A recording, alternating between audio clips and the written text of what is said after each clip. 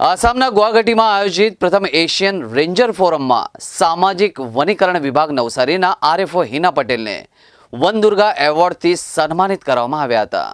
Range forest officer Hina પટેલને પ્રકૃતિના સંરક્ષણ માટે તેમના સમર્પણ બદલ એવોર્ડ એનાયત કરવામાં આવ્યો હતો. હિના પટેલે ફોરેસ્ટ ઓફિસર તરીકેની કારકિર્દીમાં પ્રશંસનીય કામગીરી કરી, ઉજ્જડ જમીનને ફળદ્રુપ બનાવી, ખેતી થઈ શકે તે માટેના પ્રયાસો કર્યા તેમજ વન્ય પ્રાણીઓના રક્ષણ માટે કાબેલે દાદ કામગીરી કરી રહ્યા છે. આસામના ગુવાહાટીમાં ગત તારીખ 5મી ડિસેમ્બરના રોજ આયોજિત પ્રથમ એશિયન રેન્જ ફોરમમાં એક્સપ્લોરિંગ વુમન ફાઉન્ડેશન દ્વારા દેશની 4 મહિલાઓને વનદુર્ગા એવોર્ડથી સન્માનિત કરવામાં આવ્યા હતા. વનદુર્ગા પુરસ્કારો વન્ય જીવન અને વન્ય સંરક્ષણ માટે ઉત્કૃષ્ટ કામગીરી કરનાર મહિલાઓને આપવામાં આવે છે.